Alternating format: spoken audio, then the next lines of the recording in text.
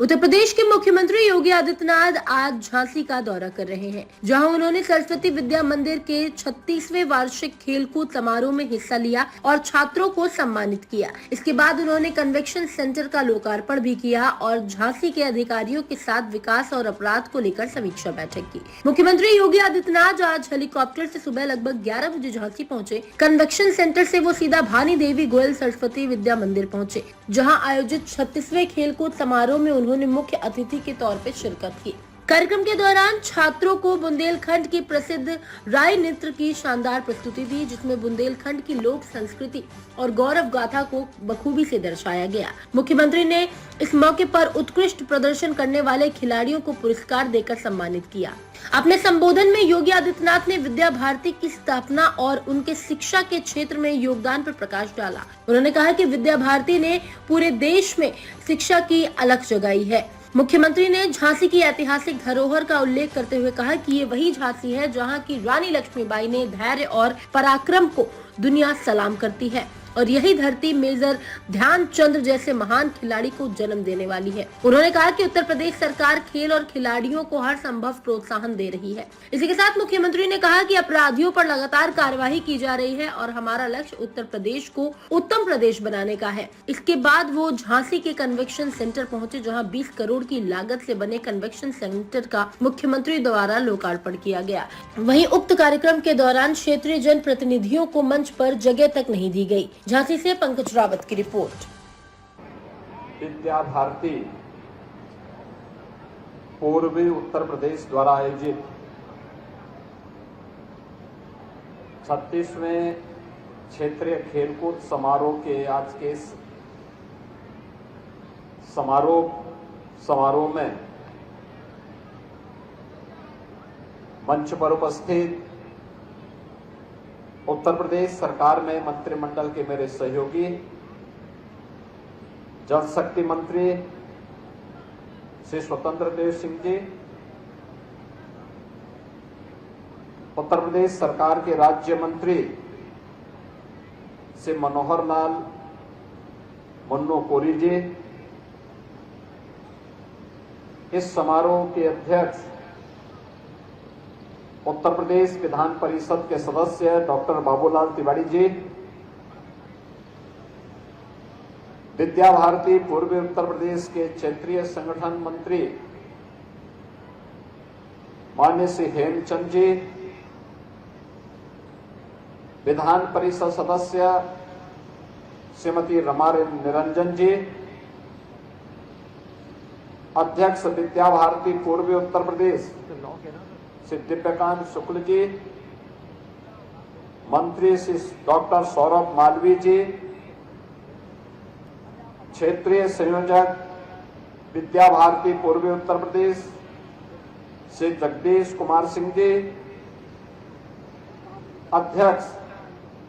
भारतीय शिक्षा समिति कानपुर प्रांत डॉक्टर राकेश निरंजन जी, हमारे माननीय जनप्रतिनिधिगण, माननीय विधायक श्री रवि शर्मा जी, राजीव परिसा जी, उत्तर प्रदेश के किसी भी जनपद का कोई नागरिक क्यों न हो, कोई छात्र हो, कोई युवा हो, कोई किसान हो, कोई महिला हो, उत्तर प्रदेश के बाहर सत्र के पहले जाते थे, पहचान का संकट होता था। लोग पूछते थे कहां से आए हो, उसने उत्तर प्रदेश नाम बता दिया, अपने जनपद का नाम बता दिया तो लोग उसको बाहर कर देते थे, पहचानते नहीं थे, भेद जिससे देखते थे, क्योंकि 17 के पहले उस समय की सरकारों ने उत्तर प्रदेश को अपनी विकृत सोच और नकारात्मक सोच के कारण बीमारू बना दिया था। माफियाओं की गिरफ्त में जकड़ा हुआ प्रदेश,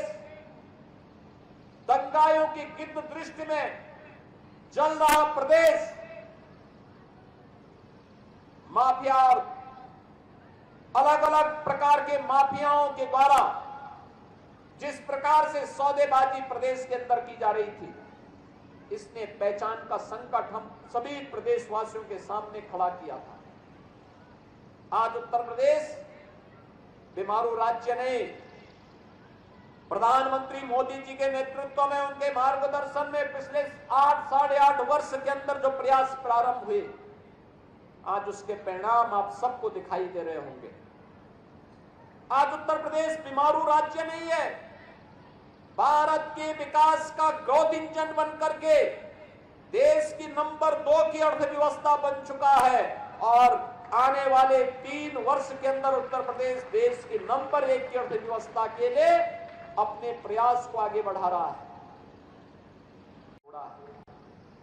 अभी बहुत शीघ्र नए पद भी आ रहे हैं जिनमें भर्ती होने जा रही है और मैं आप सबसे कहूंगा, जैसे उत्तर प्रदेश सरकार ने किया है, इसमें पुलिस में डिप्टी एसपी के पद से लेकर के कानून को और तहसीलदार तक का पद हम उपलब्ध करवा रहे हैं, खेल अधिकारी का पद प्राप्त कर रहे हैं, तमाम अन्य महत्वपूर्ण पदों पर हम उनकी सीधी भर्ती करने जा रहे हैं और साथ साथ खिलाड़ी जो पदक प्राप्त करता है उसके लिए भी इनाम की अच्छी खासी राशि हम लोगों ने तय की है। जैसे ओलंपिक में स्वर्ण पदक कोई जीतता है एकल गेम में, तो एकल गेम में स्वर्ण पदक पर 6 करोड़, रजत पदक पर 4 करोड़ और कांस्य पदक पर 2 करोड़ रुपए हम राज्य सरकार की तरफ से देते हैं। ओलंपिक टीम गेम्स में स्वर्ण पदक पर 3 करोड़, रजत पदक पर 2 करोड़ और कांस्य पदक पर 1 करोड़ रुपए की पुरस्कार राशि हम उत्तर प्रदेश सरकार की ओर से देते हैं। एशियन गेम्स में स्वर्ण पदक पर 3 करोड़,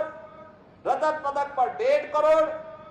और कांस्य पदक पर 75 लाख रुपए की पुरस्कार राशि हम राज्य सरकार की तरफ से प्रतिभागी को देते हैं जो राज्य का खिलाड़ी होता है। कॉमनवेल्थ गेम्स में स्वर्ण पदक पर 1.5 करोड़, रजत पदक पर 75 लाख और कांस्य पदक पर 50 लाख रुपए की सहायता हम राज्य सरकार की ओर से देते हैं। और वर्ल्ड कप चैंपियनशिप में झांसी की रानी लक्ष्मीबाई के शौर्य और पराक्रम के प्रति बुंदेलखंड के झांसी में इस 36वें क्षेत्रीय खेलकूद समारोह का आयोजन यहां पर किया है और आज इसके समापन समारोह में मुझे आपके बीच में आने का अवसर प्राप्त हुआ।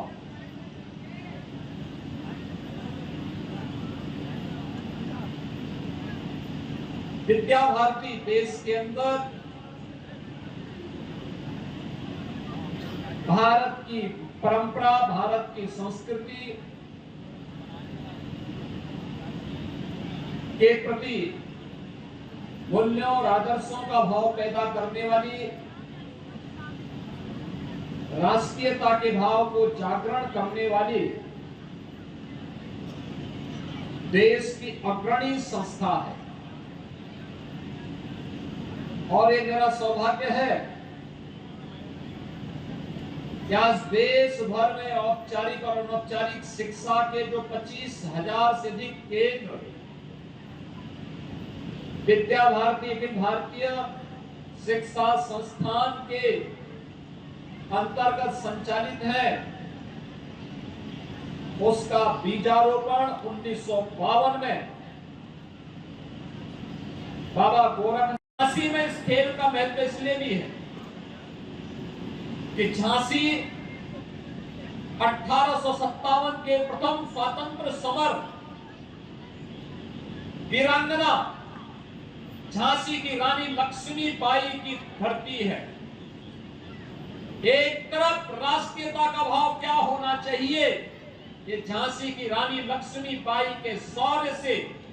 और देश को फिरंगियों के हाथों में नहीं पड़ने देना है। मेरी झांसी गुलाम नहीं होगी और इसके लिए लड़ते लड़ते मात्र 23 वर्ष की उम्र में झांसी की रानी लक्ष्मीबाई 1858 में इसी झांसी की धरती पर उन्होंने अपने आप को बलिदान किया। याद करिए 1857 में फिरंगियों को पीछे हटना पड़ा था, भागना पड़ा था, लेकिन 1858 धोखे से झांसी की रानी लक्ष्मीबाई पर किया हुआ हमला और उसके उपरांत धोखे से उन्हें अपनी शहादत देनी पड़ी। फिरंगी उस समय सफल हुए, लेकिन लंबे समय तक वे भारत को गुलाम नहीं बना पाए और झांसी एक और वीरांगना झांसी की रानी लक्ष्मीबाई